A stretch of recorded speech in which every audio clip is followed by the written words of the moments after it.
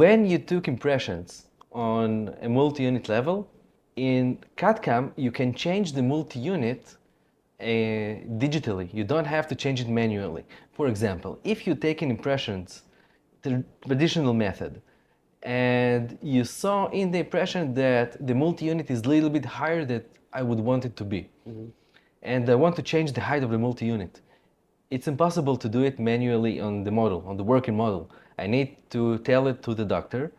The doctor needs to call the patient again. He needs to take the impressions again. And then he sends me again the impressions. I make stone model and I start all the work from the start. With the cadcam, because I have everything digitally, I have the coordinations of all of the multi-units in the program. So if, for example, I took on this multi-unit, you can see the crown is a little bit higher. You can see this place. So aesthetically, I would want to change the multi-unit to 1 millimeter smaller. To change the multi-unit 1 millimeter smaller, with the cadcam technologies, I just click in the program on a button and I have different multi-unit. Then the doctor takes this multi-unit, getting it out, change it to new multi-unit, and attaching the bridge that the technician gave him. Please explain a little bit more about coordination. When you take an impression with scan abutment, you know the place of the scan abutment. When you know the place of the scan abutment, you know the place of all the parts below the scan abutment, the multi-unit and the implant. If you know on what type of multi-unit you took, on what height of the multi-unit you took, so you know the height between the scan abutment and the implant. For example, if you took on multi-unit 2 millimeters, the height between the scan abutment and the implant is 2 millimeters. You can digitally change it to 1 or to 3 or whatever you want. So the height of the scan abutment will still be the same, but the beginning of the restoration will change according to the multi-unit that you'll use. This is when you're taking impressions on the multi-unit level. If you take impressions on implant level, you know the exact position of the implant.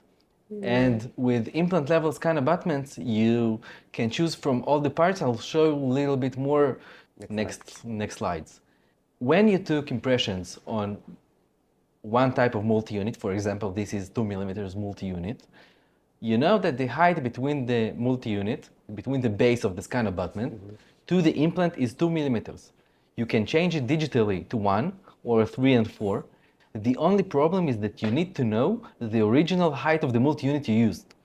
So if you take on 2 millimeter multi-units and you tell the technician then you took on 2 millimeter multi-unit, he can change it to all the different types of multi-units and according to the 2 millimeter that you took originally.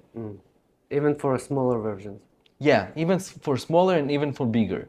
But if you don't tell the technician on what type of multi-unit you took, you are in a problem, because if you took on 1 millimeter and the technician tells the program to go 1 millimeter lower, you don't have such kind of multi-unit, or from 4 going to 5. This is why you need to have this information also when you want to use this method. Okay, and how it correlates with our case? Yeah. In the case, you can see that originally, the original crown that the technician designed was above the gingiva for about ½ millimeter. After changing the multi-units, the crown was ½ millimeter below the gingiva. And how it connects to our case? In the original design, you can see the base of the crown was about ½ millimeter above the gingiva and the base of the multi-unit. But when we changed it, you can see the base of the crown is about ½ millimeter below the gingiva. So what you get is a crown that's a little bit longer, that won't fit onto the multi-units that the patient has in the mouth. The technician needs to tell the doctor to change that multi-unit from, I think it's 2 millimeters to 1, and then the doctor can just fit in the bridge and everything's supposed to work. This way, you save another appointment. You don't need to retake impressions. You don't need to call the patient again. You save time. It works perfectly. Yeah, Supposed to. it works perfectly. The only problem is you need to have the information of what type multi-unit you used, And what height. the information that goes through doctor to technician and vice versa is really critical on this point. Yeah. The more things you want to do, you need to have more information that goes between the doctor and the technician.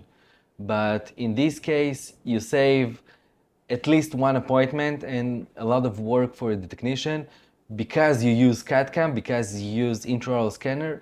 It's impossible to be done with the traditional methods. Impossible to be done? Impossible. Because you have a working model. On the working model, you can't change the analog, its height. It's inside the model. Everybody happy, the doctor happy, the technician Yeah, happy, the and the patient is patient happy. happy.